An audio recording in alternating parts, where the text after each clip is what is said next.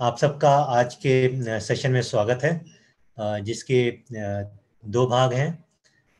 एक भाग जो कि मैं आपको बेसिक कंपोजिशन लेवी स्कीम के बारे में आपको बताऊंगा, और उसको बताने के बाद श्री पंकज अरोड़ा आपको आगे बताएंगे कि कंपोजिशन स्कीम में आप कैसे ऑप्ट इन कर सकते हैं, कैसे ऑप्ट आउट कर सकते हैं, उसके फॉर्म्स क्या हैं और स्क्रीन्स क्या हैं, स्क्रीन्स में जाके आप कैसे कंपोजिशन स्कीम को ऑप्ट कर सकते हैं।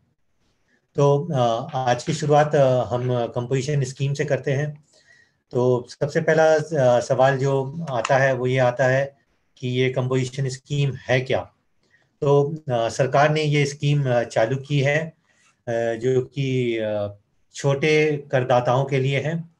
छोटे करदाताओं का मतलब वो होता है जिनकी टर्नओवर पूरे साल में 75 लाख से कम है, वो, या कुछ स्टेट्स में ये लिमिट जो है वो 50 लाख की रखी गई है। तो ऐसे करदाता जिनकी टर्नओवर 75 लाख से कम है राज्यों में, और कुछ राज्यों में ये 50 लाख की लिमिट है, ये करदाता इस कंपोजिशन लेवी का लाभ उठा सकते हैं। ये एक ऑप्शनल स्कीम है। टैक्स पेयर चाहे तो वो उसको ऑप्ट कर सकता है, टैक्स पेयर चाहे तो उसको ऑप्ट आउट भी कर सकता है। जरूरी नहीं है कि वो इसका इस्तेमाल करे।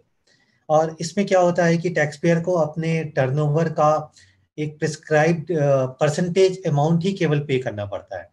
तो उसको इस बात का हिसाब नहीं रखना पड़ता कि कितने हमारे पास माल आया, उसमें क्या इतना कितना इनपुट टैक्स क्रेडिट इन्वॉल्व है, कितने आउटपुट टैक्स क्रेडिट इन्वॉल्व है, ये सब उसको देखने की जरूरत नहीं है। उसको केवल अपने टर्नओवर का हिसाब रखना है और उस पर एक प्रिस्क्राइब परसेंटेज के हिसाब से टैक्स की अदायगी करनी है। और जब वो पर्सन है रजिस्ट्रेशन के लिए अप्लाई करता है, उस समय भी वो ऑप्ट कर सकता है कंपोजिशन स्कीम के लिए, जिसके बारे में पंकज आपको बाद में बताएंगे।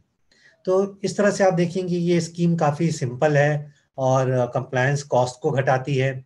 ये टैक्स पेयर की सुविधा के लिए ये स्कीम दी गई है। तो जैसा कि हम चर्चा कर रहे थे कि टोटल टर्नओवर लिमिट जो है वो 75 लाख होनी चाहिए। तो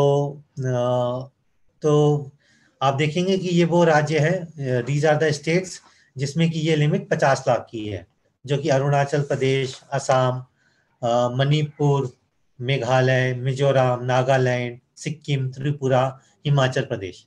तो आप देखेंगे कि एक नोटिफिकेशन सेंट्रल गवर्नमेंट ने इशू किया है, जो कि 8/2017 है। 27 जून 2017 को ये नोटिफिकेशन आया था, जिसमें कि ये निर्धारित किया गया था कि इन स्टेट्स में कंपोजिशन स्कीम के लिए ऑप्ट किया जा सकता है अगर आपकी टर्नओवर टोटल 50 लाख रुपए से कम है। तो अब ये सवाल आता है कि जब हम एग्रीगेट टर्नओवर को कंप्यूटेशन करते हैं तो उसके लिए उसका कंप्यूटेशन कैसे होगा।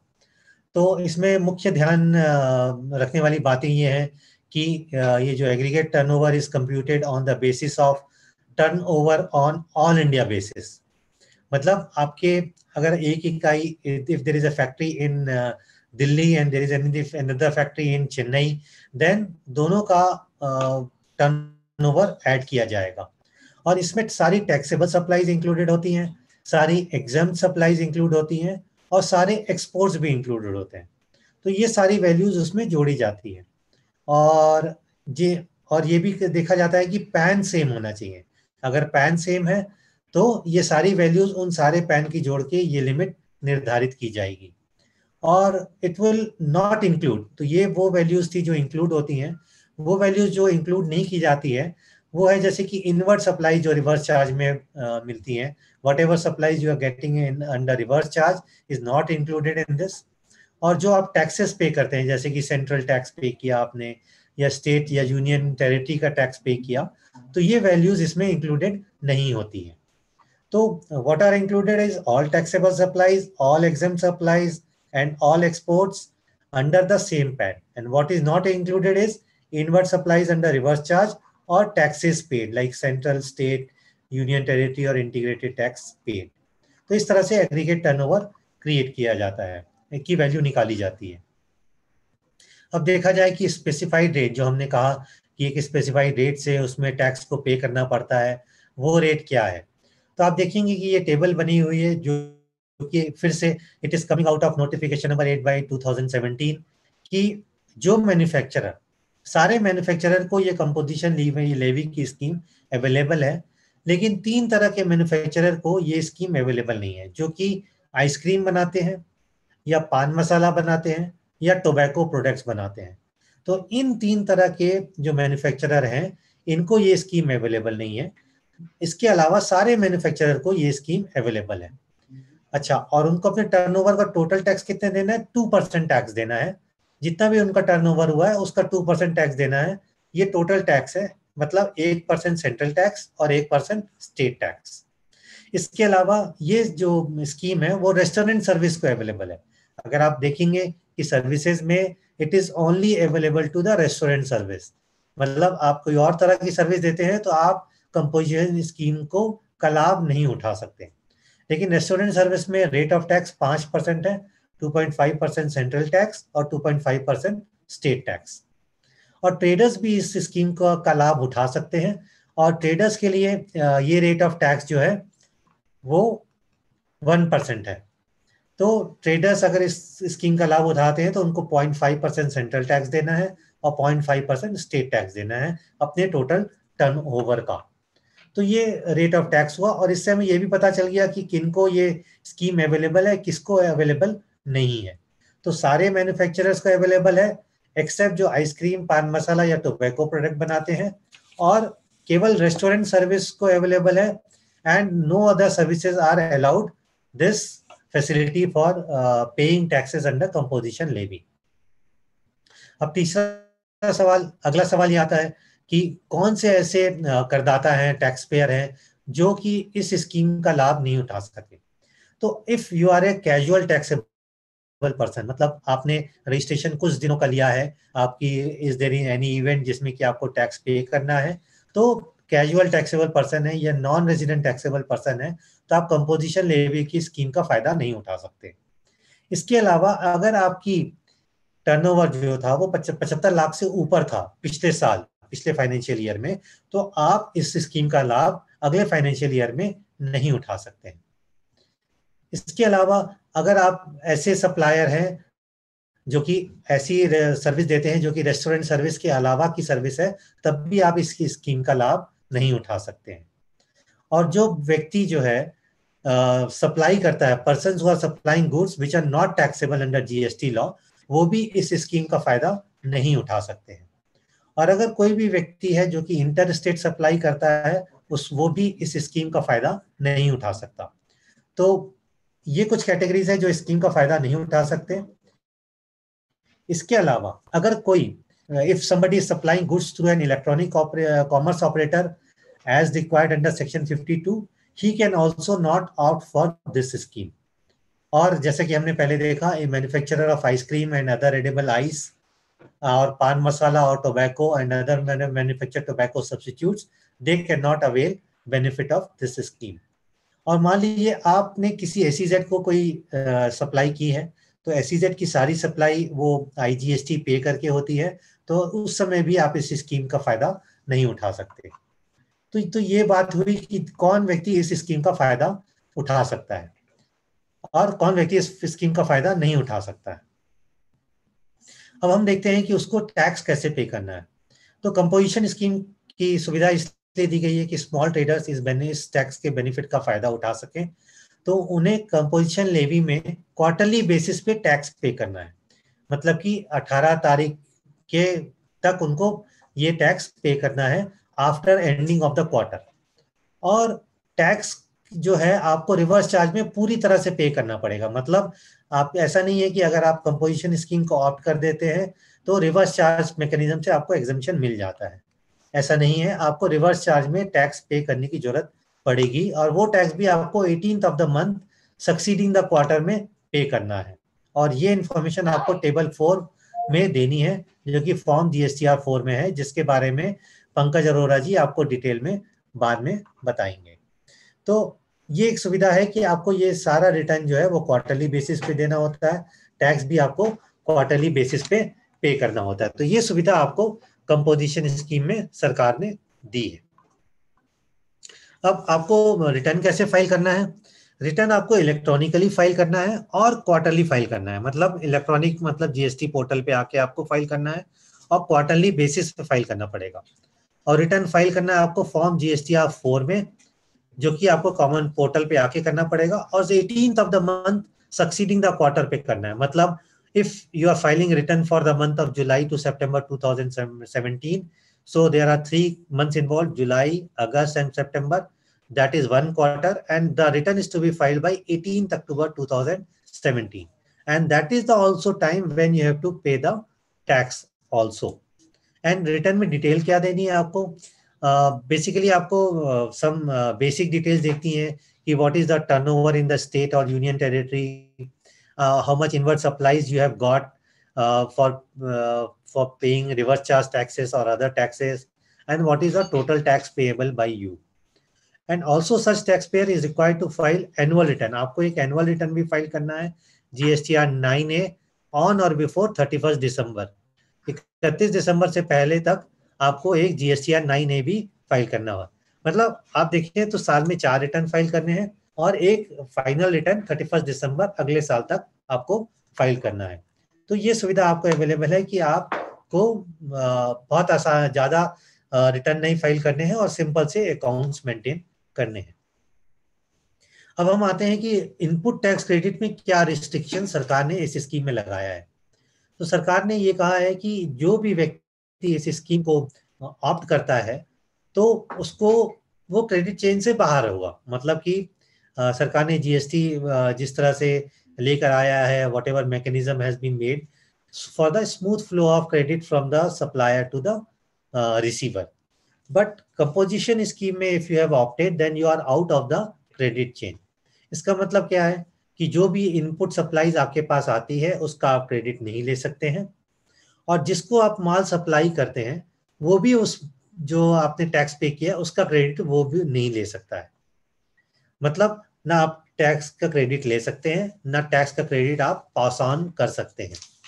और जब आप स्विच ओवर करते हैं कंपोजिशन स्कीम से नॉर्मल स्कीम में, उस दिन आपको एलिजिबल क्रेडिट अलाउएबल होती है, जो कि आपको बाद में पंकज बताएंगे। अच्छा, अब ये एक सवाल कभी कभी ये पूछा जाता है कि क्या कोई रिस्ट्रिक्शन है कि जो कंपोजिशन स्कीम को ऑप्ट करता है वो इंटर स्टेट गुड्स को प्रोक्योर कर सकता है कि नहीं कर सकता। जो भी व्यक्ति इंटर स्टेट सप्लायर इस कंपोजिशन स्कीम को ऑप्ट करता है वो इंटर स्टेट गुड्स को रिसीव कर सकता है, लेकिन वो कोई क्रेडिट नहीं ले सकता और वो कोई क्रेडिट पास ऑन भी नहीं कर सकता है। तो अब हम इस बात पे आते हैं कि उसको किस तरह की इनवॉइस इसको इशू करनी है। तो सबसे पहले ये नोट करने की बात है कि जो करदाता कंपोजिशन स्कीम को ऑप्ट करता है उसको टैक्स इनवॉइस इशू नहीं करनी है, बल्कि बिल ऑफ सप्लाई उसको इशू करनी है। तो he will not issue A tax invoice but he will issue A bill of invoice. और बिल ऑफ इनवॉइस की जो डिटेल्स हैं वो ये हैं, उनको अपना नाम देना पड़ेगा, अपना एड्रेस देना पड़ेगा, GSTIN नंबर देना पड़ेगा, उसको डेट ऑफ इशू बतानी पड़ेगी, उसको अपने डिस्क्रिप्शन ऑफ गुड्स और सर्विसेज देना पड़ेगा, वैल्यू देना पड़ेगा और उसको साइन करना पड़ेगा। अब दूसरा सवाल कभी कभी ये पूछा जाता है कि क्या सारे इनवॉइसेस बिल ऑफ सप्लाई हमें इलेक्ट्रॉनिकली इशू करने हैं? नहीं, ऐसा कुछ नहीं है, आप उसको मैनुअली भी इशू कर सकते हैं। और जैसा कि दूसरे पॉइंट में दिया गया है कि आपकी जो इनवॉइस का नंबर है वो कंसेक्यूटिव सीरियल नंबर होना चाहिए और अल्फा न्यूमेरिक होना चाहिए, और वो उस फाइनेंशियल ईयर में यूनिक होना चाहिए। तो ये 3 चीजें इसमें ख्याल रखने की जरूरत है। मतलब जिसने भी कंपोजिशन स्कीम को ऑप्ट किया है वो इनवॉइस इशू नहीं करेगा, टैक्स इनवॉइस इशू नहीं करेगा, परंतु जो लॉ में प्रावधान दिया गया है बिल ऑफ सप्लाई इशू करना है वो बिल ऑफ सप्लाई इशू करेगा। अच्छा, इसके अलावा बाकी और कंडीशंस या रिस्ट्रिक्शंस क्या है? पहली रिस्ट्रिक्शंस ये है कि वो इन टैक्स को अपनी इनवॉइस बिल ऑफ सप्लाई में सेपरेटली इंडिकेट नहीं कर सकता। अब सरकार ने ये प्रावधान क्यों रखा है? ताकि वो सामने वाला अगर वो टैक्स को रिसीव करता है तो वो उसका वो क्रेडिट ना ले लें, तो उसको ये इंडिकेट करना, टैक्स को सेपरेटली इंडिकेट नहीं करना है। तो अगर कोई बायर है और वो टैक्स को क्रेडिट लेना चाहता है, then what he has to do is that he has to get an invoice in which tax is separately mentioned so that he can take the credit.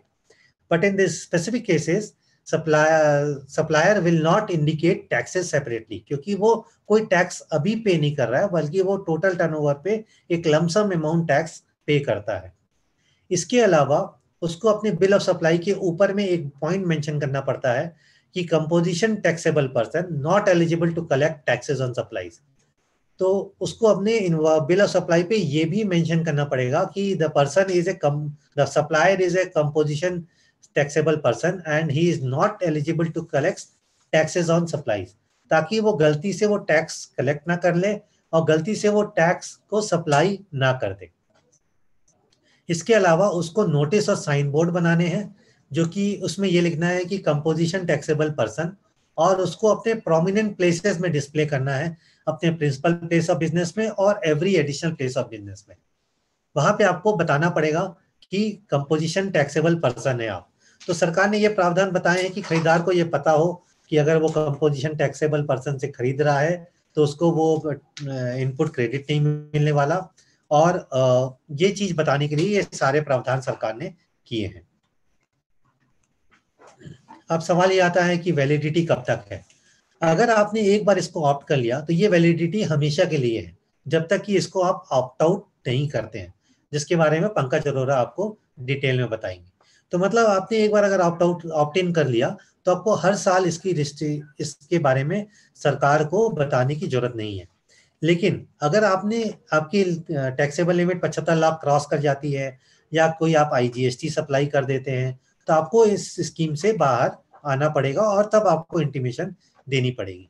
लेकिन अगर आपने एक बार इंटीमेशन दे दिया तो वो इंटीमेशन सफाइस है कि वो इंटीमेशन हमेशा के लिए हो गई, आपको बार बार इंटीमेशन देने की जरूरत नहीं है। तो जैसा कि दूसरे पॉइंट में लिखा है कि registered person paying tax under section 10 may not file a fresh intimation every year and he may continue to pay tax under the said section subject to the provisions of the act and the rules। तो एक बार intimation काफी होता है, sufficient होता है। अब मैं अपने सहयोगी पंकज अरोरा से अनुरोध करूंगा कि वो आपको इस स्कीम के आगे के बारे में बताएं। तो वो आपको फॉर्म्स के बारे में बताएंगे, ऑप्ट इन और ऑप्ट आउट के बारे में बताएंगे, और अभी तक हमने ये देखा कि कंपोजिशन स्कीम क्या है, उसमें टैक्स रेट क्या है, कौन इस स्कीम को अवेल कर सकता है और कौन उस स्कीम को अवेल नहीं कर सकता, उसको किस तरह के रिटर्न फाइल करने हैं और टैक्सेस कब पे करना है। अब मैं श्री पंकज से अनुरोध करता हूं कि वो इस प्रेजेंटेशन को आगे ले जाए।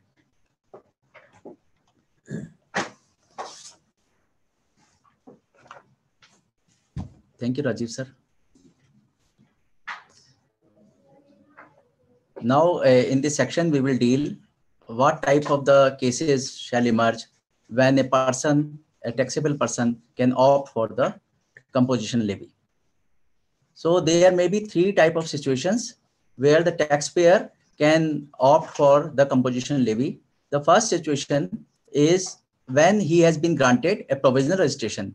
A provisional registration is issued to those persons who are who have been registered in the existing scheme of taxation, whether at a center or a state, and as well as they have to migrate to the GST system. So इस तरह के वो लोग जो वो करदाता जो कि पुराने सिस्टम में राज्य या केंद्र स्तर पर किसी विभाग में कर अदायगी के लिए इनडायरेक्ट टैक्सेशन के लिए पंजीकृत थे, वो उनको माइग्रेट करना है और जब माइग्रेशन के वक्त उनको एक प्रोविजनल रजिस्ट्रेशन दिया जाता है। इस केस में जो इफेक्टिव डेट है कंपोजिशन लेवी की इम्प्लीमेंट करने के लिए वो नोटिफाई हुई है 22 जून 2017। तो इसके 30 डेज के अंदर आपको 30 दिन के अंदर आपको कंपोजिशन स्कीम को लिए ऑप्ट करना है। उसके अलावा दूसरी सिचुएशन इस तरह की है कि अगर कोई टैक्स पेयर अपना as new taxpayer new registration के लिए अप्लाई करता है तो वो उसमें वो ऑप्ट करेगा। उसके लिए सुविधा ये दी गई है कि वो रजिस्ट्रेशन के लिए अप्लाई करते हुए ही उसके जो रजिस्ट्रेशन का GST REG 01 है उसके पार्ट बी में ही एक ऑप्शन है जिसके तहत वो कंपोजिशन लेवी के लिए वो ऑप्ट कर सकता है। He can opt for the composition scheme and in that case the effective date of registration उस केस में जो प्रभावित तिथि होगी रजिस्ट्रेशन की और उसके ऑप्शन की, वो उसको जब ग्रांट हो जाएगा रजिस्ट्रेशन, जब रजिस्ट्रेशन मिल जाएगा तब उसको यह ऑप्शन उस डेट से प्रभावी किया जाएगा। इसके अलावा जो तीसरे केस में those persons who opt for composition levy after obtaining registration, so there may be certain situation, we will discuss it at later on। हम बाद में इसकी चर्चा करेंगे कि अगर कोई एग्जिस्टिंग रजिस्ट्रेशन है, रजिस्ट्रेंट है टैक्स पेयर, और वो किस तरह से वो कंपोजिशन लेवी को लिए वो ऑप्ट कर सकता है। तो ये इसमें दो ही केस हैं। जो माइग्रेटेड टैक्स पेयर हैं वो नोटिफाइड डेट मतलब 22 जून 2017 से एक महीने के अंदर ये इस कंपोजिशन लेवी के लिए ऑप्ट कर सकते हैं। They have to apply within 1 month of the notified date, that is 22nd of June 2017. But in other case, from the next financial year, for those taxpayers who want to opt for the composition scheme, they have to apply before commencement of the financial year. So तीसरे case में उस वित्त वर्ष के शुरू होने से पहले ही जो टैक्स पेयर्स हैं वो चाहें तो इसको ऑप्ट कर सकते हैं। तो हमने ये देखा कि इसमें 3 तरह की सिचुएशन बनती है जिसके तहत एक करदाता, एक tax payer, he can opt for the composition levy.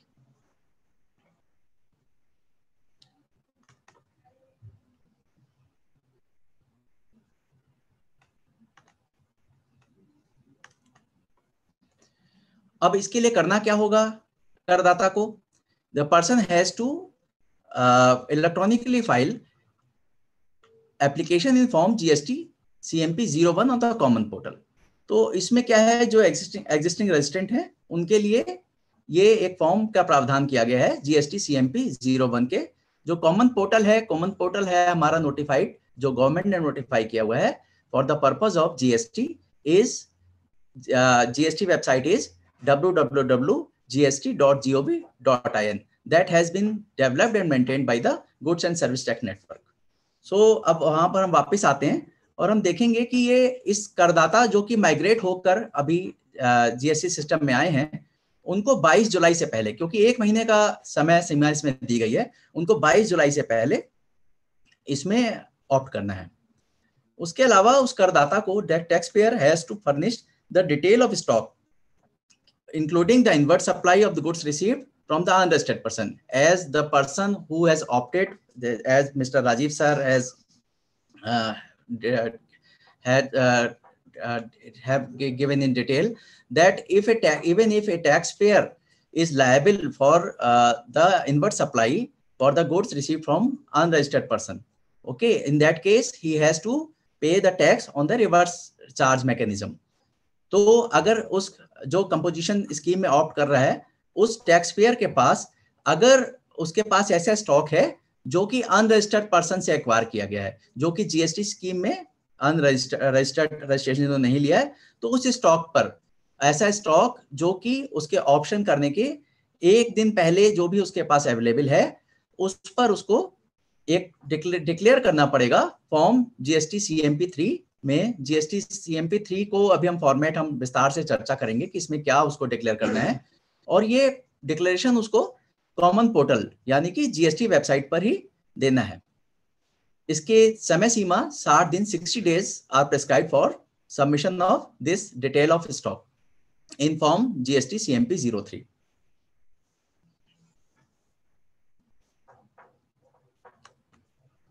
इसी के साथ हम ये देखें कि इसमें जो भी फाइनेंशियल ईयर के बाद जो करदाता जो कि फाइनेंशियल ईयर के बाद जो नोटिफाइड डेट के बाद रजिस्टर्ड होते हैं या अगले साल जो लोग ऑप्ट करेंगे, उनको ये फाइनेंशियल ईयर शुरू होने से पहले, जैसे कि हमने सेकंड सिचुएशन अभी डिस्कस की थी, उनको शुरू में ऑप्शन देना है। उनके लिए जो फॉर्म है वो CMP 02 है। For those tax payers who opt for composition levy, they need to opt for the composition levy by filling up the GST CMP 02 form, but that had to be submitted prior to the commencement of the relevant financial year. This case does not cover the taxpayers migrated under the existing scheme। साथ साथ एक खास बात दोस्तों इसमें यह है कि अगर कोई भी व्यक्ति, क्योंकि कंपोजिशन लेवी का प्रावधान के लिए टर्नओवर की गणना तथा उससे संबंधित जो टैक्स पेमेंट है, कंपोजिशन टैक्स जो पे करना है, उसकी गणना पैन बेस पर एग्रीगेट टर्नओवर के आधार पर दी गई है। तो अगर कोई व्यक्ति कंपोजिशन लेवी में एक स्टेट से ज्यादा जगह रजिस्टर्ड है तो वो अलग अलग जगह पर कंपोजिशन स्कीम का फायदा एक साथ लेगा या एक साथ ही छोड़ेगा। If the person has registration in more than one state or union territory, then the option to pay tax under composition scheme will have to exercised for all the states. So it cannot work in the piecemeal. Suppose you have one registration, it will not work like that. That you have you will opt for composition for one registration and will pay tax at normal rate in another registration. This is not possible under the composition scheme.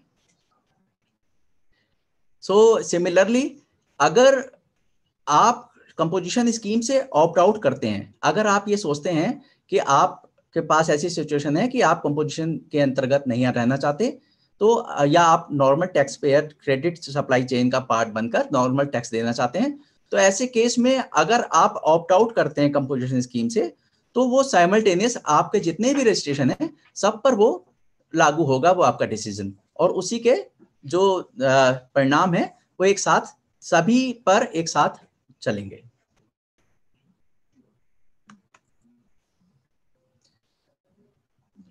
इसमें जैसा कि अभी Rajiv sir ने बताया कि जो भी composition scheme के लिए ऑप्ट करते हैं उनके लिए ये प्रावधान किया गया है कि वो उनके पास जितना भी स्टॉक है, चाहे वो इनपुट का हो, चाहे वो सेमी फिनिश्ड गुड्स का हो या फिर फिनिश्ड गुड्स का स्टॉक हो जिस पर उन्होंने पहले टैक्स नहीं दिया हुआ है, तो ऐसे केस में वो उस पर, या इनपुट क्रेडिट लिया हुआ है, तो ऐसे केस में वो उस पर इनपुट टैक्स क्रेडिट का वो वापस करेंगे, उसका भुगतान करेंगे। They are required to pay an amount equal to the input tax credit in respect of inputs held in stock and inputs contained in semi-finished or finished goods, which are available in their stock on the day immediately preceding the date of exercise of option. Suppose मैं अगर आज 19 जुलाई है, मैं 19 जुलाई को अगर ये option देता हूं, तो 18 जुलाई को मेरे पास जितना भी स्टॉक है इनपुट्स, सेमी फिनिश्ड गुड्स या फिर फिनिश्ड गुड्स का, उस पर जो भी क्रेडिट मेरे को अवेलेबल है, जो जितना भी मैंने लिया हुआ है या जितना भी उसके ऊपर बनता है, मुझे गणना कर उस सारे इनपुट टैक्स क्रेडिट को मुझे वापस करना होगा। साथ ही साथ इसमें यह भी देखा गया है कि इसमें लॉ में जो प्रोविजन है, जैसे अगर किसी इनपुट की हमारे पास डॉक्यूमेंट्स नहीं है या हमें कॉस्ट नहीं पता, तो हम उसका कॉस्ट का एस्टिमेट लगाकर उसके परसेंटेज पॉइंट से घटाकर जो स्पेसिफाइड है उसके हिसाब से हम उस पर इनपुट टैक्स की गणना करेंगे। इसके साथ ही इसमें यह है कि जैसे कैपिटल गुड्स है जो स्टॉक में है, जो कि पुराने हैं, काफी दिन से हम उसको यूज कर रहे हैं, तो नियमों के अनुसार कैपिटल गुड्स की जो एवरेज लाइफ है वो 5 साल मानी गई है। तो अगर मान लीजिए मैंने 3 साल पहले वो कैपिटल गुड्स मंगाए थे, तो उस पर वापस किए जाने वाले क्रेडिट की गणना मैं उसमें जो 2 साल मेरे बचे हैं, क्योंकि 3 साल मैं उसको उपयोग कर चुका हूं, तो बाकी 2 साल के अंतर्गत जो भी मेरा उसमें उसकी गणना के हिसाब से मैं उसके इनपुट क्रेडिट जो मैंने अवेल किया था उसको उसी हिसाब से मैं उसको लेस कर लूंगा, और जो प्रोपोर्शनेट क्रेडिट होगा उसको मुझे वापस करना होगा। साथ ही में ये जो क्रेडिट की गणना करते हुए जो डाउनवर्ड रिवीजन का है वो ये क्वार्टरली बेसिस पर होगा। साथ में अगर ये जो पेमेंट मुझे जमा करना जो मेरी लायबिलिटी है, जो इनपुट टैक्स क्रेडिट मैं रिवर्स करता हूं, तो ये क्योंकि मेरी टैक्स लायबिलिटी का ही पार्ट मानी जाएगी, क्योंकि मैंने कंपोजिशन स्कीम में ऑप्ट किया है, तो ये इस पे क्रेडिट मुझे या तो मैं इलेक्ट्रॉनिक क्रेडिट लेजर से मैं उसको डेबिट करके करूंगा, और वरना उसमें अगर सफिशिएंट बैलेंस नहीं है तो मैं उसका भुगतान कैश माध्यम से करूंगा, इलेक्ट्रॉनिक कैश लेजर के द्वारा डेबिट करके। और उसके अलावा अगर मेरे पास कोई भी क्रेडिट लेजर में कोई भी मेरे पास अगर जो आईटीसी इनपुट क्रेडिट बचता है, तो वो ऑटोमेटिकली वो लैप्स हो जाएगा, क्योंकि कंपोजिशन स्कीम में मैं आईटीसी चेन जो इनपुट टैक्स क्रेडिट की चेन है उससे मैं बाहर हो जाता हूं अगर मैं कंपोजिशन स्कीम के लिए ऑप्ट करता हूं। तो साथ ही साथ इसमें जो टैक्स पेयर को एक फॉर्म जिसको कहते हैं जीएसटी आईटीसी 03 में हमें अपना जो है डिक्लेरेशन देना है कि हमने कितने स्टॉक में जो मेरे पास इनपुट्स, सेमी फिनिश्ड गुड्स या फाइनल प्रोडक्ट थे, जो एक दिन पहले गणना करने, जो ऑप्ट करने से एक दिन पहले मेरे स्टॉक में थे, उस पर जो गणना करके जो स्टेटमेंट मुझे जीएसटी आईटीसी 03 में देना है। और इसके लिए समय सीमा 60 डेज निर्धारित की गई है। So if I opt for the composition levy, then apart from the procedure, I have to submit a declaration in the form of GST ITC 03, which will declare my input tax credit reversal liability on account of the credit involved on the inputs held in stock, input contained in the semi-finished goods and finished goods, and the capital goods. The 60 days period has been prescribed for this scheme, for this liability. So here I will discuss the format of GST CMP 03. That is intimation on account, intimation on stock of date of opting for composition levy. ये इसमें जितने भी detail हमारे stock है उसका detail हम on the date of opting for composition levy हम देते हैं। ये CMP 03 केवल उन्हीं करदाताओं को भरना है जो कि एग्जिस्टिंग टैक्सेशन स्कीम से जीएसटी रेजीम में माइग्रेट हो गए हैं। तो इसमें अपना जो पर्सनल पर्टिकुलर्स जो करदाता को देने हैं उसमें GSTIN मतलब goods and service tax identification number, अपना legal name of business, trade name, और साथ ही में उसको अपने प्रिंसिपल प्लेस का एड्रेस इसमें भरना है। और इसमें जो ARN जो आप एप्लीकेशन देते हैं उसका एक एप्लीकेशन रेफरेंस नंबर जनरेट होता है पोर्टल पर, उसमें जो है इसके डिटेल्स देने हैं। साथ में इसमें जितने भी रजिस्टर्ड पर्सन से हमने जितना भी प्रोडक्ट इसमें हमारे पास स्टॉक में है परचेजेस पर, उसमें बिल और इनवाइसेस की कॉरेस्पॉन्डिंग डिटेल हमें देनी है। In the form GST CMP 03, we have to provide the details of stock which we have purchased from the registered person under the existing law.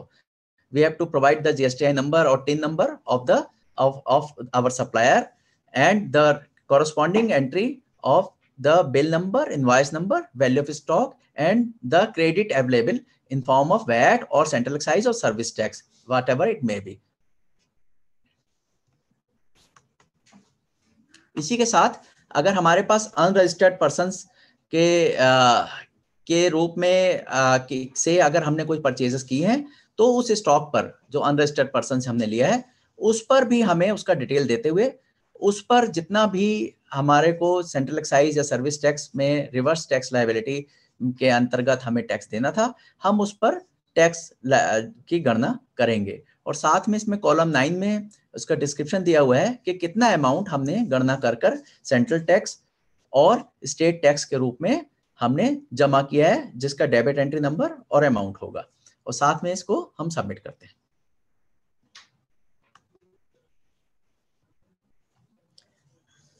इसी के साथ इसमें जीएसटी आईटीसी 3 का प्रावधान किया गया है, जो कि हम पूरी गणना जिस तरह से हम करते हैं कि हमारे इनपुट्स और सेमी फिनिश्ड गुड्स में और फिनिश्ड गुड्स और कैपिटल गुड्स में जो कि हमारे पास अवेलेबल है स्टॉक में, उस पर क्योंकि हम क्रेडिट चेन के बाहर हैं तो हम उस पर क्रेडिट की गणना करते हैं। और अगर हमारे पास वो नहीं अवेलेबल है क्रेडिट में, पहली बात तो हम क्रेडिट लेजर से हम उसको डेबिट कर सकते हैं, और कम पड़ने पर उसका हमें कैश भुगतान हमें करना पड़ेगा, तभी हम कंपोजिशन लेवी के हम इसमें पात्र होंगे। इसी के साथ जो है इसमें कॉलम नंबर 5 में जो भी हमारे पास इनपुट्स हैं और जिस पर टैक्स हमें पे करना है सेक्शन 18 प्रोवाइजो 4 के हिसाब से, तो उस पर हम इसकी पूरी कैलकुलेशन इसमें कॉरेस्पॉन्डिंग डिटेल हम इसमें देते हैं। इसी के साथ there is separate column for providing detail of the capital goods held in stock. So the corresponding detail are entered by the taxpayer for calculating the amount of ITC payable on such reversal. अब इसको sum up करने के लिए इस for synopsis purpose, the category of persons, the first category is for those persons who have migrated from the central excise and VAT. They have to exercise their option for opting for composition levy. They have to intimate in form CMP 01 and declare stock in CMP 03. And effective date of composition levy is from beginning in the GST. So for in case of new registration under GST, the intimation, there is provision for enabling such intimation in the form of registration itself. So there is a provision whether you want to pay tax under composite scheme. I will clarify this in my subsequent slide. So when a taxpayer opts for yes, the automatic automatic intimation is treated for composition levy. And in other case, intimation is in form CMP 02. Suppose which is to be provided before the beginning of the financial year. Composition scheme में return filing के लिए जो प्रावधान किया गया है, quarterly return GSTR 4 के रूप में कंपोजिशन लेवी टैक्स पेयर को देना है, जो कि उस क्वार्टर जो तिमाही है उसके 18 समाप्त होने के 18वें दिन तक दिया जा सकता है. मतलब by the 18th day of the month after that quarter, the tax and also the GSTR 4 form can be submitted, return can be submitted. और साथ साथ इसमें एक प्रावधान दोस्तों आपके मन में ये आ रहा होगा कि ठीक है, ये तो बताया गया कि कब ऑप्ट करना है कंपोजिशन लेवी के लिए और किस केस में कर सकते हैं, मगर क्या ऐसा प्रावधान है कि कंपोजिशन स्कीम के बाहर भी जाया जा सकता है? हाँ, क्योंकि इसमें मैं आपको यह क्लियर करना चाहता हूं कि कंपोजिशन स्कीम के बाहर आप जो टैक्स पेयर है वो कभी भी ऑप्ट करके आ सकता है. उसका he can opt out of composition scheme anytime by filling an application in form CMP 04. I will discuss CMP 4 and opting out procedure in the subsequent part of my discussion.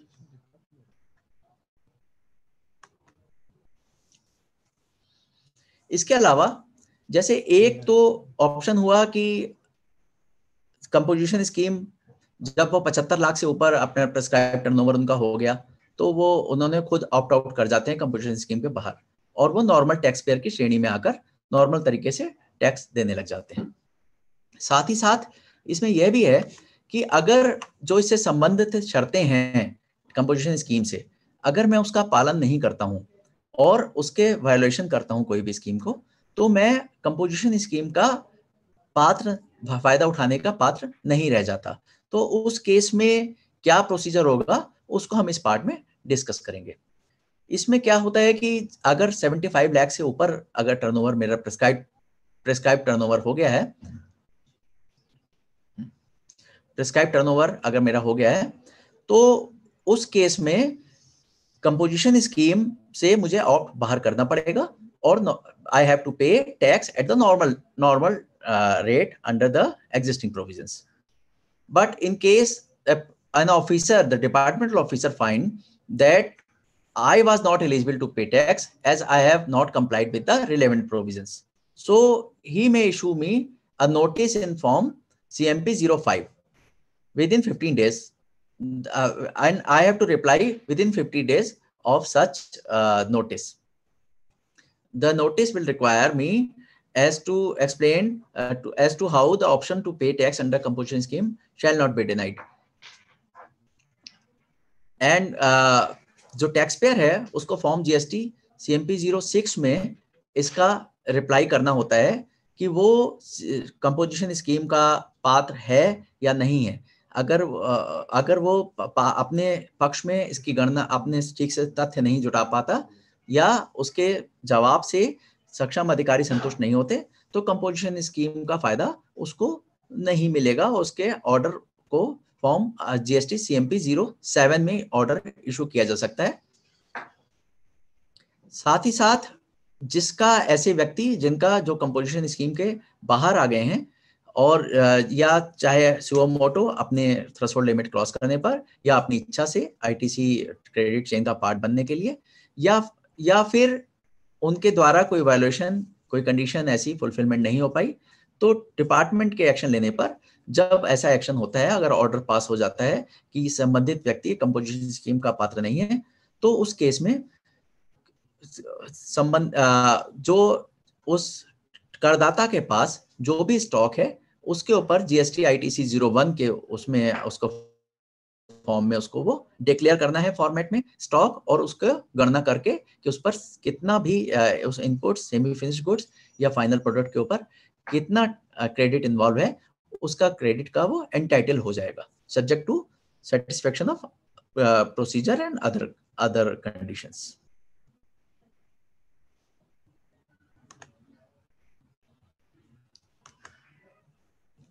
इसके साथ ही अगर ये पाया गया कि वो संबंधित करदाता कंपोजिशन स्कीम का पात्र नहीं था, मगर उसने कंपोजिशन स्कीम का फायदा लिया है, तो ऐसे केस में डिपार्टमेंट एक्शन करके जो लॉ में सेक्शन 73 और 74 में जो प्रोविजन है डिमांड और रिकवरी के, उसके अंतर्गत कार्रवाई कर सकते हैं, और आरोप को सही पाए जाने की दिशा में उस टैक्स पेयर को जो नॉर्मल टैक्स है उसके अलावा भुगतान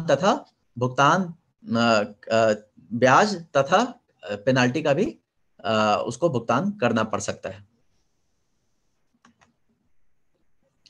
यह CMP 01 का फॉर्म है, जिसके अंतर्गत जो करदाता, those taxpayers who have migrated on the appointed day or within the prescribed period, they will declare their option to opt for the composition scheme. So they are in the column 5 of this, they have to select a category from the drop down list. The category shows the manufacturers other than the manufacturer of such goods as notified by the government. So as elaborated by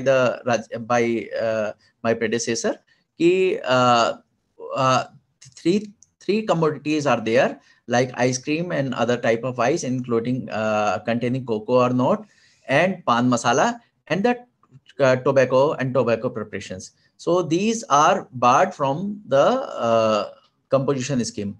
So these manufacturer of these items cannot take the option of composition scheme. And supplier making supply for all the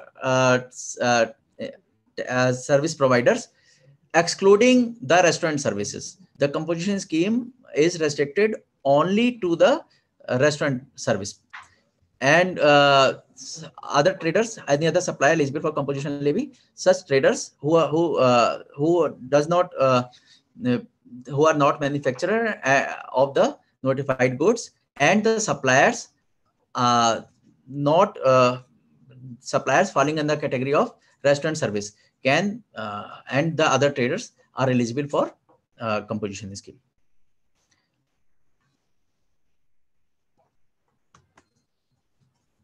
इसी तरह से जो नए registration लेंगे उनके लिए form GST CMP 02 में प्रावधान है, उसमें भी इसी तरह की कैटेगरी में ड्रॉप डाउन लिस्ट में उस करदाता को चुनना है कि वो किस कैटेगरी में फॉल करता है। उसके बाद उसका कंपोजिशन स्कीम का ऑप्शन इंप्लीमेंट शुरू हो जाएगा, और जिस तारीख से भी अगर आप कंपोजिशन स्कीम में ऑप्ट करते हैं, उसी तारीख से आप टैक्स इनवाइस नहीं काटेंगे, बल्कि बिल ऑफ सप्लाई आपको जारी करना होगा। बिल ऑफ सप्लाई आपको जारी करना होगा, और जिसके में हम आगे चर्चा करेंगे।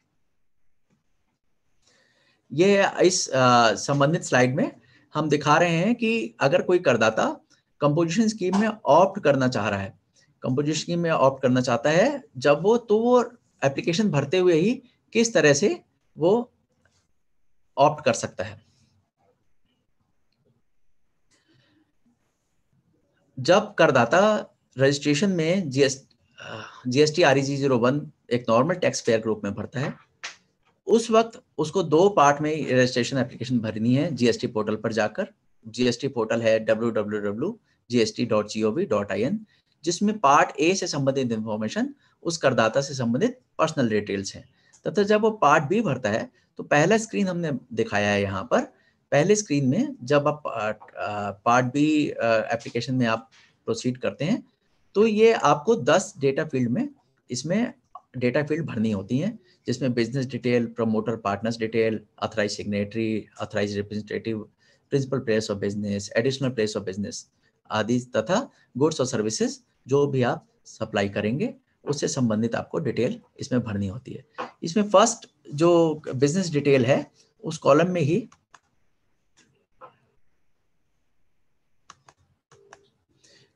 ही जब आप सेक्शन 5 में पहुंचते हैं तो उसमें आपके पास एक कॉलम आता है कि क्या आप कंपोजिशन स्कीम में आप पात्र बनना चाहते हैं, are you applying for registration for composition scheme.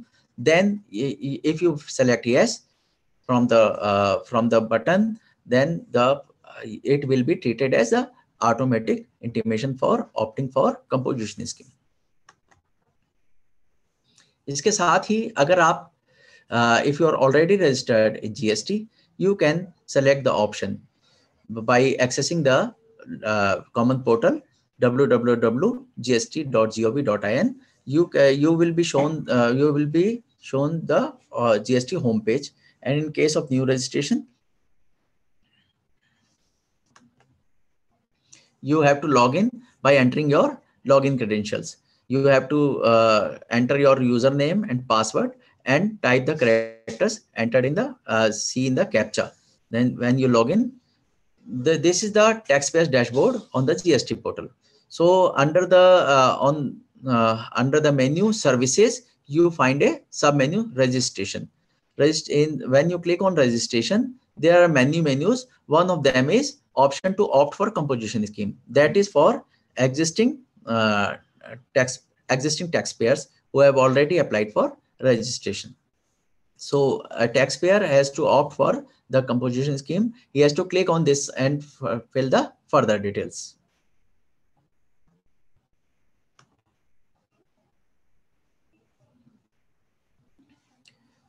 ये इसके स्क्रीन्स हैं जो एप्लीकेशन टू ऑप्ट इन आपको भरने हैं, और साथ में अपने जो बिजनेस से संबंधित आपको जानकारी देनी है।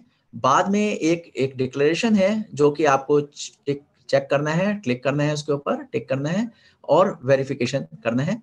इसके बाद इसके साथ ही आपका जब आप ये डिक्लेयर कर देते हैं कि इसमें इस फॉर्म में भरी सभी जानकारी आपकी सत्य है, तो उसके बाद जब ये वेरीफाई करके साइन करके सबमिट करते हैं तो आपका ऑप्शन ये मान लिया जाता है कि आपने फाइल कर दिया।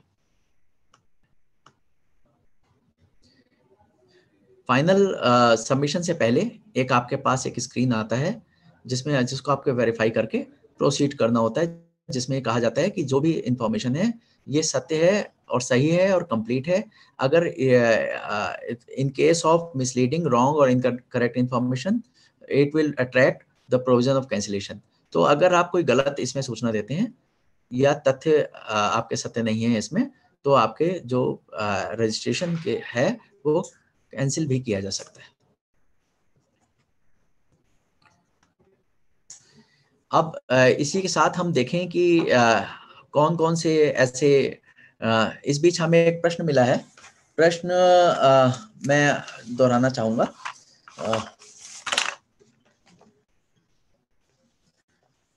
प्रश्न एक मिला है कि अगर हम ऐसे प्रोडक्ट में डील करते हैं जो कि जीएसटी स्कीम में नहीं है और साथ में कुछ ऐसे भी प्रोडक्ट हैं जो जीएसटी स्कीम में हैं, तो क्या हमें टैक्स किस पर देना होगा? क्या हम कंपोजिशन स्कीम अगर हम ऑप्ट करते हैं तो क्या करदाता को टैक्स सिर्फ जो जीएसटी स्कीम में है उसी जो एलिजिबल आइटम्स हैं या सर्विस है उसी पर जो एग्रीगेट टर्नओवर का प्रेस्क्राइब्ड परसेंटेज है उसी पर देना होगा, या टर्नओवर की गणना किस तरह से होगी? तो इसमें मैं आपको ये क्लैरिफाई करना चाहता हूं कि जो भी वस्तुएं या सेवाएं जीएसटी के दायरे से बाहर हैं उस पर अगर आप सिर्फ एक्सक्लूसिवली उन्हीं में डील करते हैं तो आप कंपोजिशन लेवी के पात्र नहीं हैं। ये एक कंडीशन है। अगर आप साथ में उस तरह के जो जीएसटी के दायरे से बाहर हैं उस पर आप कंपोजिशन स्कीम ऑप्ट करते हैं, साथ में कुछ ऐसी वस्तुओं में आप ट्रेड करते हैं जो कंपोजिशन स्कीम के अंतर्गत आती है, तो उस केस में जो एप्लीकेबल परसेंटेज ऑफ टैक्स है, जो टर्नओवर आपकी गणना की जाएगी, that turnover will include the sale portion, the turnover of those out of GST portion also. तो ऐसे केस में जो जिन पर जीएसटी स्कीम से बाहर जो कमोडिटीज हैं, मान लीजिए आप डीजल जो जीएसटी स्कीम के बाहर है, उसको आप साथ में आप जीएसटी स्कीम के अंतर्गत ऑप्ट करते हैं, तो ऐसे केस में आपको, अगर आप ऐसा ऑप्ट कर रहे हैं, तो आपके कर की गणना में वो नॉन जीएसटी आइटम भी शामिल हो जाएगा। तो इसीलिए यहाँ आपको सावधानी ये रखनी है कि जब आप कंपोजिशन स्कीम ऑप्ट करें तो उसमें सिर्फ उन्हीं सेवाओं या वस्तुओं को आप सप्लाई करें जो कि जीएसटी के दायरे में आती हैं तथा जो इस पर ये एलिजिबल है। इसके साथ हम लौटते हैं अपने उस पर कि कौन कौन से मेन फॉर्म से हम डिस्कस कर रहे हैं। फॉर्म जीएसटी CMP 01 है, जो कि इंटीमेशन है कंपोजिशन लेवी के बारे में। एक पर्सन जो देगा इंटीमेशन जिसको कि प्रोविजनल रजिस्ट्रेशन मिल चुका है और जो कि एग्जिस्टिंग टैक्सेशन स्कीम से माइग्रेट होकर आया है। CMP 02 में ऑप्शन कंपोजिशन लेवी के लिए रजिस्टर्ड पर्सन देंगे जो कि अपॉइंटेड डेट के बाद नया रजिस्ट्रेशन वो ले रहे हैं। और अगर वो पहले से अगर अगले साल उनको, अगर ये जो नए करदाता होंगे या जो करदाता अभी नॉर्मल टैक्सेशन स्कीम में है, वो ऑप्ट करना चाहते हैं अगर कंपोजिशन स्कीम को, तो उनको they have to apply prior to the commencement of the financial year for which the option to pay tax under this scheme exercise. So form GST CMP 03 is for details of stock, including the inward supply of goods received from the unregistered person to be provided by the person who has been granted provisional registration. तो migrated जो tax payers हैं उनको CMP 03 में ये tax details of stock का declaration उनको देना है। इसी के साथ CMP 04 में अगर फॉर्म है कि अगर आप जीएसटी CMP 04 में प्रावधान है कि अगर आप कंपोजिशन स्कीम से बाहर आते हैं तो फिर आपको कंपोजिशन स्कीम में बाहर आते हुए आपको इसमें ये डिक्लेरेशन स्टॉक का देना है। CMP 05 है अगर आप ऑफिसर्स ने आपके जो एप्लीकेशन है या उसके बाद किसी भी वक्त ये पाया कि आपके द्वारा जो कंपोजिशन स्कीम से संबंधित जो रिलेवेंट कंडीशंस and clauses थे उसका अनुपालन नहीं हुआ, you have violated the relevant condition of composition levy, then in that case there is provision for show cause notice for proposed disallowance of the composition levy. That form is CMP 05. CMP 06 is for the replying to the show cause notice, and CMP 07 is for order for accepting or denying the option to pay tax under composition scheme. So हमने देखा कि CMP 01 से लेकर CMP 07 तक के इसमें formats हैं। इसी के साथ जो क्वार्टरली रिटर्न जो कंपोजिशन स्कीम के अंतर्गत भरा जाना है, वो कंपोजिशन स्कीम के अंतर्गत जो क्वार्टरली रिटर्न है वो GSTR 4 के फॉर्मेट में है। मगर इसके पहले मेरे पास एक प्रश्न है कि प्रश्न में यह मुझसे पूछा गया है कि अगर किसी पर्सन के एक कैटेगरी से ज़्यादा, एक स्टेट से ज़्यादा रजिस्ट्रेशन है, तो क्या किसी अगर ऑफिसर्स ने ये पाया कि वो कंपोजिशन लेवी का पात्र नहीं है और उसको डिसएंटाइटल कर दिया गया, तो क्या वो सिर्फ उसी रजिस्ट्रेशन तक मान्य होगा? जी नहीं।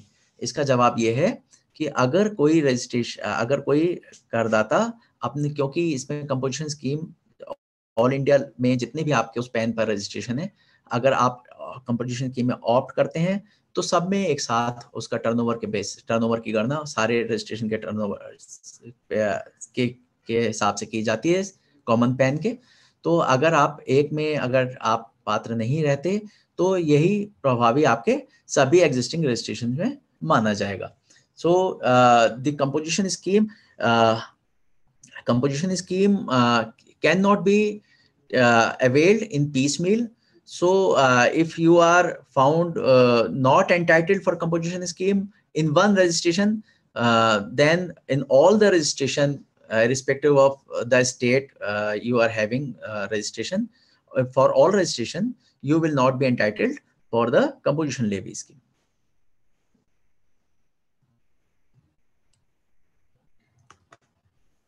ये अभी हम GSTR 4 की चर्चा कर रहे थे, जो क्वार्टरली रिटर्न है, जो कि रूल 62 के अंतर्गत दिया जाना है ऑफ CGST रूल्स के।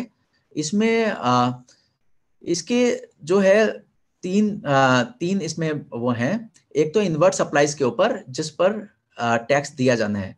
जैसा कि पहले आपको बताया जा चुका है कि अगर कोई टैक्स की लायबिलिटी टैक्स पेयर की रिवर्स चार्ज बेसिस के ऊपर है, तो कंपोजिशन स्कीम रहते हुए भी उन सर्विसेज या उस गुड्स पर रिवर्स चार्ज के अंतर्गत ही जो भी प्रिस्क्राइब्ड रेट है, नॉर्मल रेट जीएसटी स्कीम में, वो उस करदाता को देना है।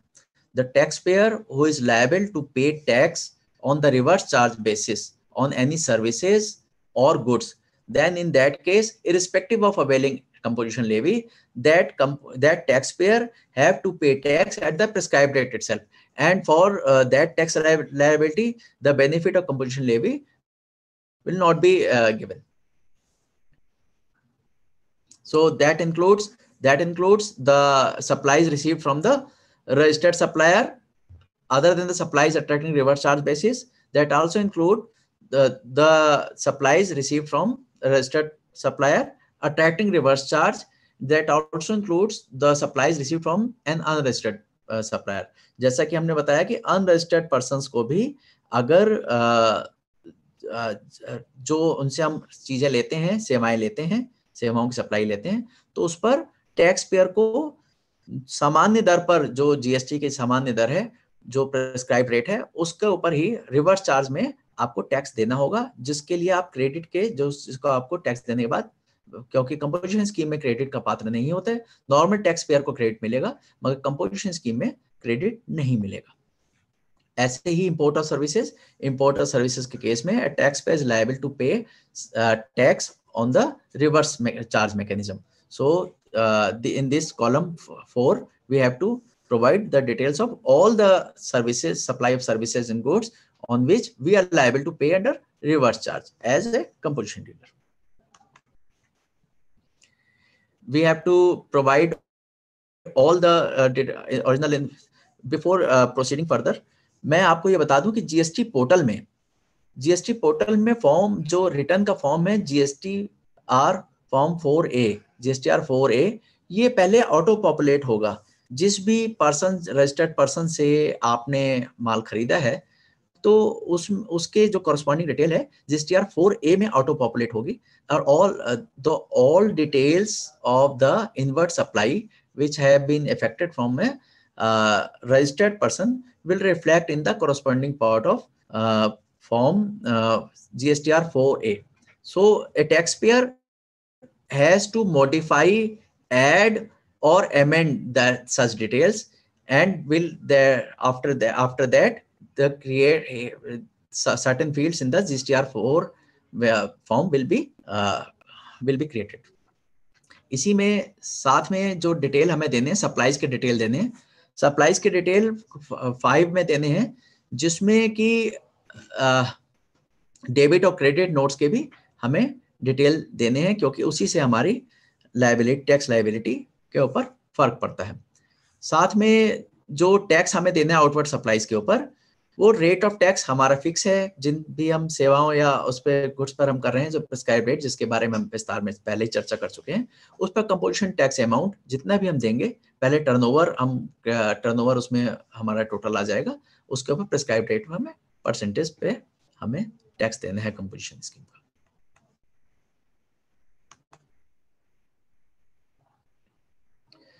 साथ ही में अगर हमने कुछ ऐसा सप्लाई किया है जिस पर हमारे सप्लायर ने हमसे टीडीएस काटा है, तो टीडीएस का इसमें प्रावधान किया गया है। टीडीएस को का हमें क्रेडिट, हमें टैक्स लायबिलिटी को डिस्चार्ज करने के लिए उस कंपोजिशन स्कीम वाले को मिलेगा। तो इसमें हमने देखा कि किस तरह से हमारा सप्लाई का डिटेल तथा टैक्स लायबिलिटी की गणना कंपोजिशन स्कीम को फॉर्म GSTR 4 में, जो उसके द्वारा उस क्वार्टर के अंत होने के 18 दिन के अंदर जो दिया जाना है, उसमें दी जानी है। ये GSTR 4 का फॉर्मेट है, जो कि ऑटो पॉपुलेट होगा। अच्छा, इसके साथ ही ये प्रश्न उठता है कि कंपोजिशन स्कीम से बाहर कैसे आया जा सकता है, क्योंकि इसके साथ ही क्या कुछ प्रावधान ऐसे हैं, क्योंकि कंपोजिशन स्कीम का जो टैक्स पेयर है वो आईटीसी क्रेडिट चेन के बाहर हो जाता है, ना ही वो अपने द्वारा सप्लाई की जाने वाली वस्तुओं या सर्विसेज पर वो ना टैक्स चार्ज कर सकता है, ना ही उसको bill of supply tax invoice issue नहीं कर सकता, तथा बिल ऑफ सप्लाई के ऊपर उसको जो है टैक्स अलग से इंडिकेट नहीं कर सकता। बिल ऑफ सप्लाई के ऊपर उसको ये इंडिकेट करना है कि वो एक कंपोजिशन टैक्स डीलर है। तो ऐसे केस में, या फिर अपने अगर उसके पास ऐसा डिसीजन है कि वो उसके जो बायर्स हैं वो क्रेडिट अवेल करना चाहते हैं ऐसे, या फिर वो 75 लाख वो टर्नओवर अगर वो प्रेस्क्राइब टर्नओवर है फॉर कंपोजिशन स्कीम अगर वो क्रॉस कर लेता है। इसके अलावा एक सिचुएशन ऐसी भी हो सकती है कि टैक्स अथॉरिटीज ये पाए कि वो स्कीम का पात्र नहीं है, तो ऐसे केस में वो उसको ऑप्ट आउट हो जाता है कंपोजिशन स्कीम के लिए। तो इस केस में जो रूल 6 है सीजीएसटी रूल्स का, उसमें प्रावधान किया गया है कि अगर जिस भी दिन कंपोजिशन लेवी जो उसने ऑप्ट किया हुआ है टैक्स पेयर, उसका एग्रीगेट टर्नओवर, जैसा कि मैंने बताया कि एग्रीगेट टर्नओवर में एग्जेम्प्टेड और एक्सपोर्ट ये सारा चीजें, क्योंकि एक्सपोर्ट के लिए तो कंपोजिशन स्कीम वाला पात्र नहीं है, एग्जेम्प्टेड सप्लाई के लिए भी उसका जो कॉमन पैन बेस्ड जो ऑल इंडिया बेसिस पर करना होगी, 75 लाख जिस दिन भी वो क्रॉस कर जाएगा, तथा जो नॉन स्पेसिफाइड प्रदेश हैं, नॉन स्पेसिफाइड प्रदेश जिसमें कि जैसा कि बताया अभी हमारे पूर्ववर्ती उन्होंने बताया है, जिसमें कि अरुणाचल प्रदेश, मेघालय, सिक्किम, आसाम, मिजोरम, त्रिपुरा, मणिपुर, नागालैंड और हिमाचल प्रदेश। तो इसमें जो है 50 लाख का एग्रीगेट टर्नओवर की लिमिट है। अगर इन स्टेट्स में 50 लाख और बाकी स्टेट्स में अगर कोई 75 लाख का टर्नओवर वो उस क्रॉस कर जाता है, तो सेम डे उसी दिन उसका option to pay tax under composition scheme lapses. So for withdrawal or otherwise in other case also, if a taxpayer want to opt out for the composition scheme, then he is required to file an intimation. He is required to file an intimation for withdrawal from the scheme. For that, a form is prescribed in the form GST CMP 04. That option, that form is to be intimation is to be submitted within 7 days from the day in which the threshold limit has been crossed. So we have I am repeating for clarifying the subject, that as on date when a taxpayer crosses the threshold limit of 75 lakhs in the states and 50 lakhs in the specified states, other states I mentioned earlier, then on the same day itself, he is not entitled to pay tax under the composition scheme. He will have to pay tax under the normal GST scheme at the prescribed rate only.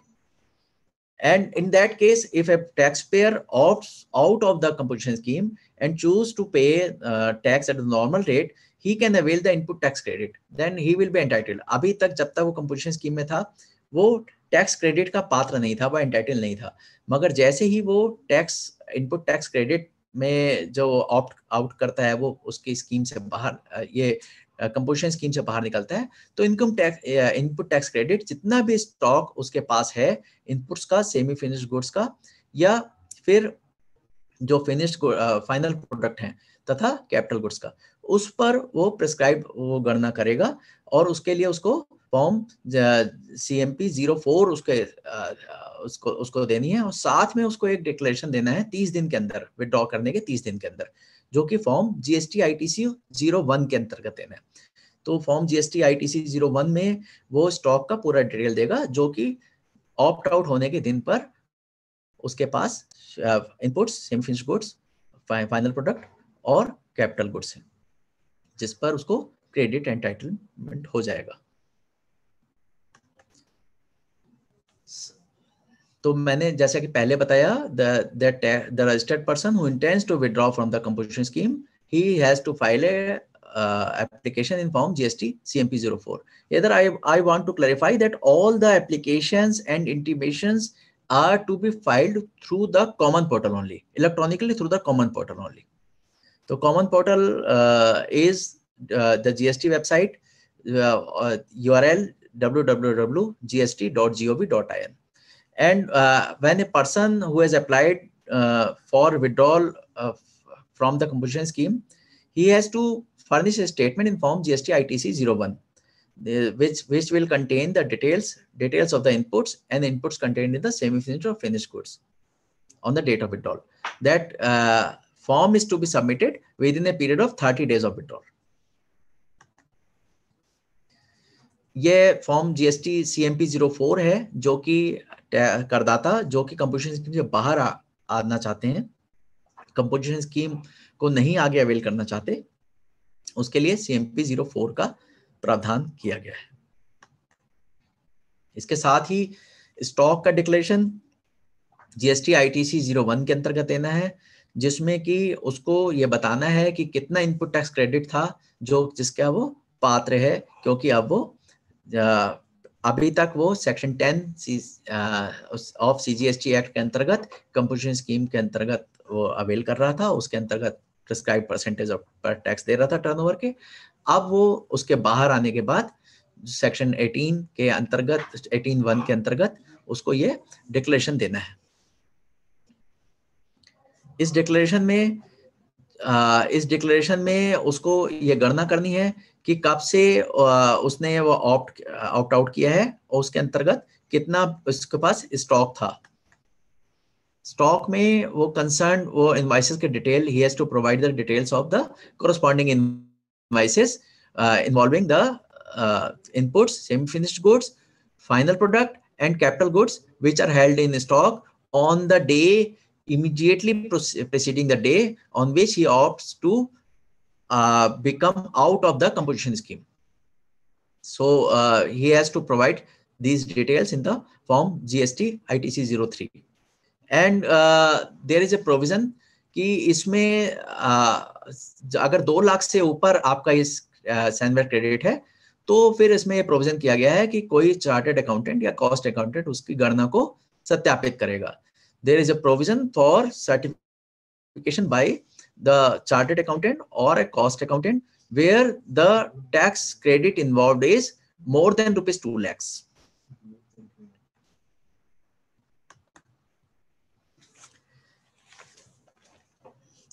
साथ ही इस बीच मुझे एक सवाल मिला है कि इसमें ये पूछा गया है कि अगर किसी कोई रजिस्टर्ड पर्सन जो अभी माइग्रेट कर रहा है, उसके पास वो जो वैट में रजिस्टर्ड था, उसके पास एक्सेस में 1 लाख रुपए का ITC है जो उसने अपने लास्ट वैट रिटर्न में शो किया है। अब वो कंपोजिशन में वो ऑप्ट कर रहा है, तो क्या उसको वो 1 लाख रुपए का क्रेडिट उसको कैरी फॉरवर्ड होगा जो कि उसने अपने वैट के रिटर्न में दिखा रखा है लास्ट रिटर्न में। तो यहाँ पर मैं आपको यह क्लैरिफाई करना चाहता हूँ कि उस व्यक्ति को, क्योंकि उसने कंपोजिशन स्कीम में ऑप्ट किया है, उसको इसका ITC क्रेडिट जो कि वैट रिटर्न में उसने लास्ट में शो किया है, उसको वो उस क्रेडिट का एंटाइटल नहीं है, because the composition scheme does not envisage the availment of ITC credit.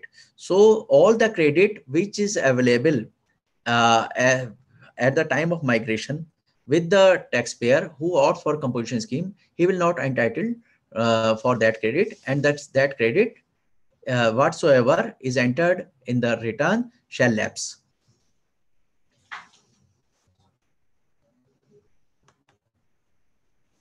यही इसको 6 हम पार्ट में ये, क्योंकि ITC का स्टेटमेंट ITC फॉर्म 01 जो कि करदाता ऑप्ट आउट करने से पहले वो भर के देते हैं, इसको ये यहाँ पर बताया गया है, जो कि GST पोर्टल पर ही संबंधित वही करनी है।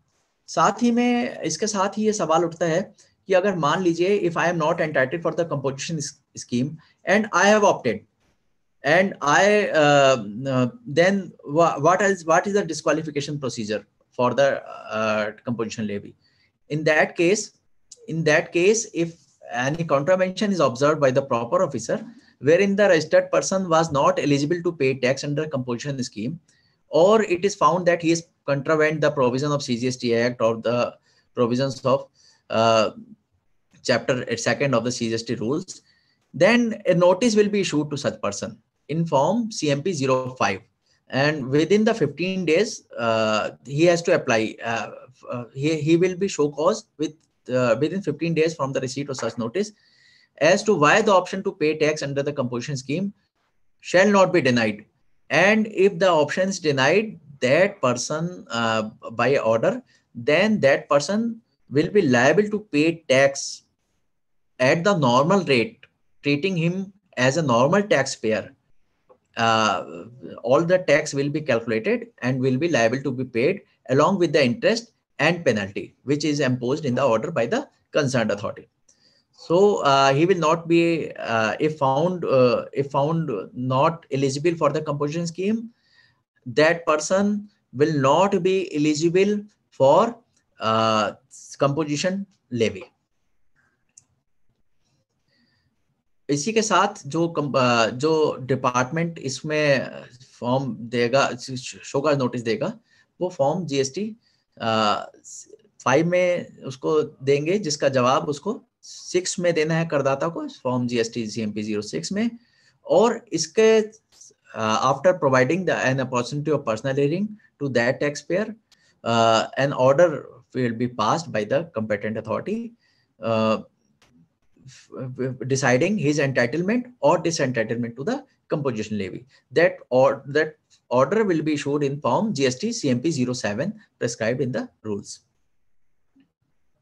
In that case also, if he is found not entitled for composition levy, he will be liable to pay tax on all supplies made during that period of option of under composition levy, along with the interest at the applicable rate and the penalty which has been imposed under the rules by the proper officer. And if he is disentitled, then he will again work as the normal taxpayer, and ITC can be availed by him by filing a statement in form GST ITC 01. This is the format of CMP 05, which prescribes notice for denial of option to pay tax under section 10. CMP 05 format में notice है जो composition scheme को deny करने के लिए, जो उसका फायदा जो उसको डिनाई करने के लिए दिया जाना है टैक्सपेयर को. CMP 06 के अंतर्गत टैक्सपेयर उस नोटिस का रिप्लाई करेगा. अब साथ में कुछ जो पीनल कॉन्सिक्वेंसेज हैं उसकी चर्चा मैं करना चाहूंगा कि अगर if a taxable person has paid tax under the composition scheme, though he was not eligible for the scheme, then the person would be liable for a penalty apart from tax, and the provision of section 73 and 74 shall be applicable for determination of tax and penalty. Tax and penalty provisions are contained in section 73 and 74 of CGST Act, and that will be worked upon for proceeding for demand and recovery in such case. And I want to share you with these provisions, दोस्तों कि there are some very good informative videos on the GST portal, जो कि gst.gov.in पर we have placed very good and informative videos describing the procedure of front office procedure by the taxpayer. So that involves the enrollment with GST, applying for GST registration part A, filling part A, applying for GST registration part B, and that also includes the application for enrollment of GST practitioner. You can how a taxpayer can view the saved application, how a taxpayer can reply the notices or clarifications, and how a taxpayer can view the submitted applications and track the applications. All these videos are very informative, and this also includes the option for composition scheme. For you have to click on the hyperlink given on whether on this slide also in this presentation, and also by logging into GST website. So ये जैसे GST website का home page है, इस पर आप click करते हैं तो आप उस वीडियो पर पहुंच जाते हैं जो कि ऑप्शन देता है आपको कंपोजिशन का।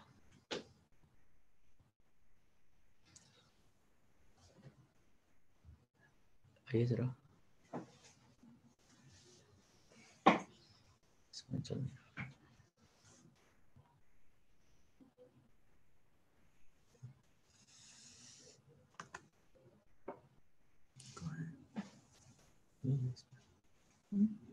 इसी में था हाइपरलिंक, लास्ट स्लाइड है, हाँ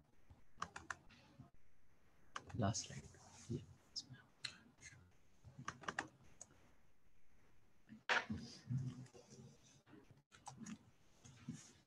ये इस पे आप क्लिक करेंगे तो इसमें आपको एक हाइपर लिंक दिया हुआ है जो जिसके थ्रू आप वीडियो देख सकते हैं। साथ ही में आप जीएसटी वेबसाइट पर आकर इस वीडियो को देख सकते हैं जो कि जीएसटी वेबसाइट के होम पेज पर हेल्प सेक्शन में ये दिया गया है। इसके साथ ही जो क्वेश्चंस हैं, क्वेश्चंस मैं एक बार देखना चाहूंगा। एक क्वेश्चन ये है कि levy of composition scheme on second hand goods dealer like kabadi wala, second hand good dealer will be a manufacturer और trader. So Rahul Gupta has asked me this question. I will clarify that a kabari wala has to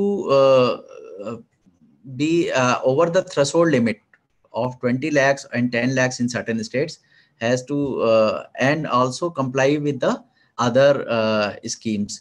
So it's for second hand dealers, I presume it that it he is supplying the goods, second hand goods which are not out of GST purview, then he has to pay tax as a trader if he is a kabari wala.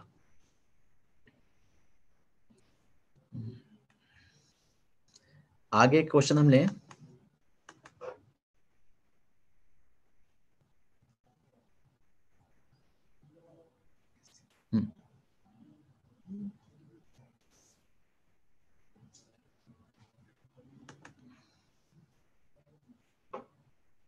ये पूछा गया है कि ये previous webinars और इस webinars को देखा जा सकता है कि नहीं।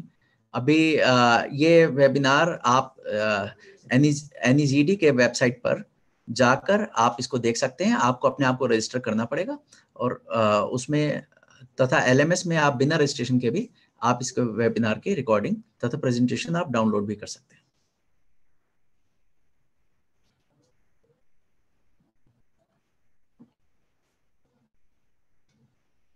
Person registered under state VAT paying tax under fixed percentage levy. Question is, person registered under state VAT Act paying tax under fixed percentage levy or composition tax under the existing act.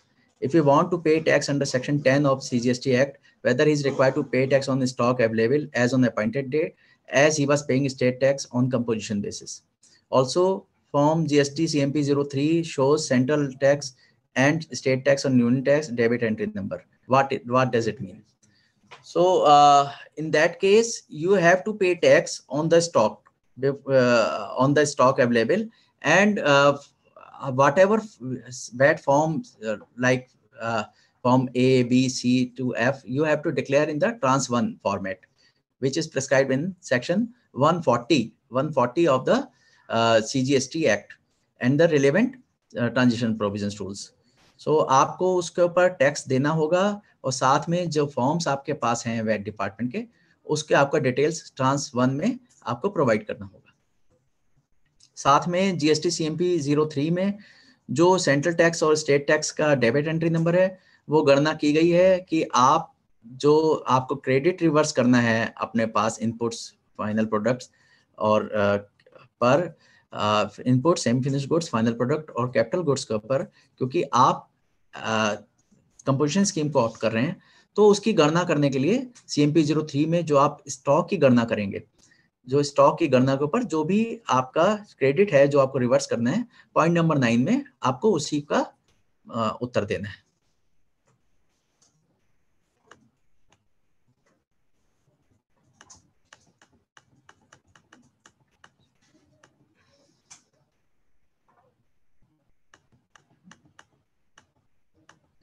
How to bill under composition scheme. अगला प्रश्न है कि bill कैसे issue करेंगे composition scheme में। इसका जवाब हम आपको दे चुके हैं कि आप टैक्स इनवाइस जारी नहीं करेंगे। अगर आप टैक्स कंपोजिशन स्कीम को ऑप्ट किया है तो आप टैक्स इनवाइस जारी नहीं करेंगे, बल्कि आप बिल ऑफ सप्लाई देंगे। बिल ऑफ सप्लाई में जो क्राइटेरियन है वो हम अपनी इसमें आप हम प्रेजेंटेशन स्लाइड देख सकते हैं, उसमें वो सारे पर्टिकुलर्स दिए हुए हैं जो कि बिल ऑफ सप्लाई में होने चाहिए। मगर साथ साथ दो खास बातें हैं। वो खास बात ये है कि आप बिल ऑफ सप्लाई में आप जो कंपोजिशन टैक्स पेयर है वो टैक्स को अलग से चार्ज नहीं कर सकता, ना ही वो टैक्स उसमें दिखा सकता है, क्योंकि कंपोजिशन स्कीम के अंतर्गत जो आपको अपने टर्नओवर पर ही निर्धारित मात्रा में, निर्धारित परसेंटेज में आपको वो टैक्स देना है। तो वो टैक्स आप टैक्स इनवाइस क्योंकि जारी नहीं कर रहे, आप सिर्फ जो है बिल ऑफ सप्लाई जारी कर रहे हैं। बिल ऑफ सप्लाई में ना तो आप टैक्स के अमाउंट शो करेंगे, ना ही उसको वैल्यू में लेंगे, चार्ज करने वाले प्राइस में डालेंगे, और ना ही उसको आप कस्टमर से चार्ज करेंगे। इसको टैक्स को बिल में, बिल ऑफ सप्लाई में मेंशन नहीं करना है। यह प्रश्न हमसे पूछा था निशीत कुमार माहेश्वरी ने। तो माहेश्वरी जी, मुझे उम्मीद है कि अगर आप ये प्रोग्राम अभी सुन रहे हैं तो आप निश्चित रूप से सेटिस्फाई होंगे, क्योंकि कंपोजिशन स्कीम में बायर को भी इसका टैक्स का क्रेडिट नहीं मिलता है, तथा जो the composition dealer is out of purview of credit chain, so neither he can charge tax from his buyer, neither he can show and indicate and include in price. So he cannot show and indicate the tax portion in the bill of supply.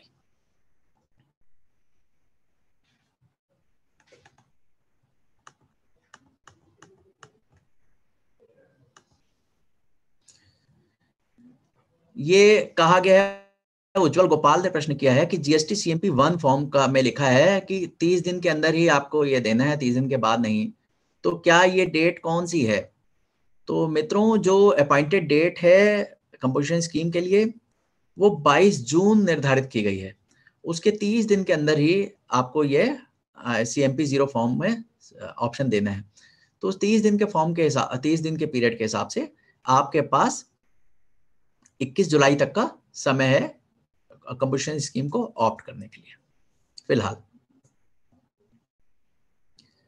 हमसे पूछा गया है परमजीत सिंह ने, whether composition scheme is also applicable on hotels having turnover below 75 lakhs. On restaurant services, on if the hotels are providing more services or goods other than the restaurant services, then they are not entitled for the composition scheme, irrespective of their turnover limit below 75 lakhs. But in case they are providing only the restaurant services, then they are eligible for the composition scheme.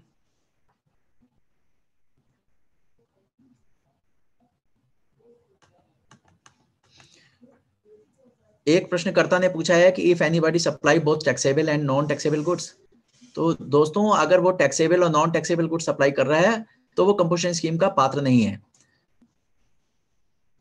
अगर वो non taxable goods का साथ में वो करते हैं तो वो नॉन टैक्सेबल गुड्स का से जो टर्नओवर होगा वो उनके एग्रीगेट टर्नओवर में टैक्सेबिलिटी के हिसाब से कंपोजिशन स्कीम के लिए जोड़ा जाएगा।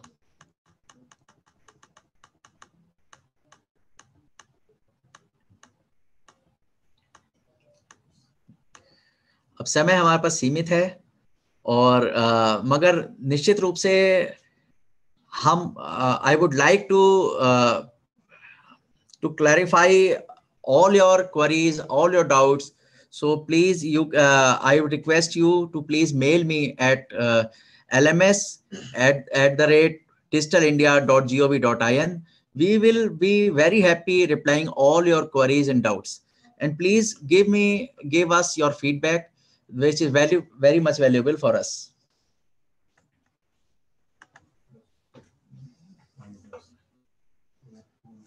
So अभी के लिए हमारे पास हम आपसे विदा लेते हैं और इस बीच हमें आपके सुझावों, आपके प्रश्नों का इंतजार रहेगा।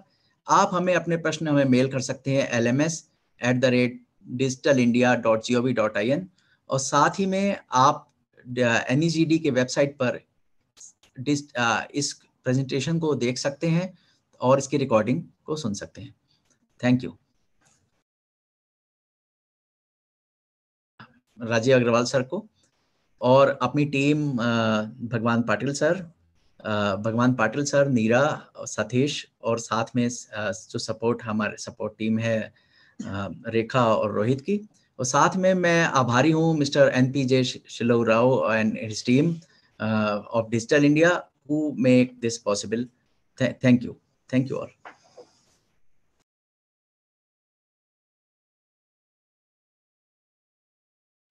Disable कर लेना. Thank you, Rajiv sir. Good evening, participants. On popular demand, we will be showing you a 5-minute tutorial for how to use KMS to search for GSTN videos and the presentations.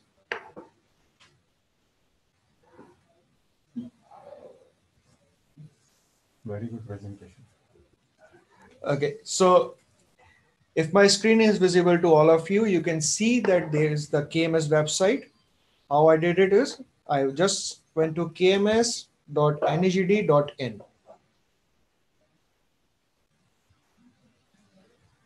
On this screen, you see a down arrow. You have to click the down arrow. There is no need to go to user login part. In the search knowledge, type GST and press enter. You will see a search result. This is the search result for all the previous presentations and the webinars. So if you see that composition Levi scheme in GST is already uploaded over here, I have clicked on it. So the presentation used by Rajiv sir and Pankaj sir is already present over here. You can also see there is a down arrow and there is a print arrow. So down arrow could be used for downloading the presentation in a digital format, and you can always print it from the same place.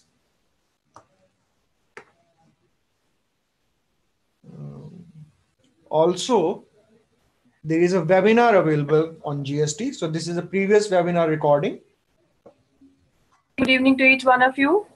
First of all, thank you for you to taking out time and attending this webinar.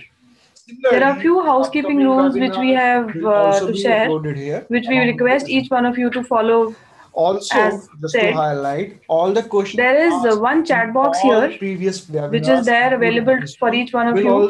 For any technical glitches or any technical assistance, we are here for you. You may put your questions there. The session is timed for 30 minutes. At the end of 30 minutes, we will be in a position to take the questions from you. Next Wednesday. However, the questions will be answered only at the end of the session. We will stay online. Each question we will endeavor to answer with the respect of time. How many we are able to, we will. And the time that we have kept for the answers for the questions we may receive during the presentation is timed for 15 minutes. Hope you have a good learning from this session. All the very best. Happy learning. I would now invite Mr. Rajiv Agrawal to take the session.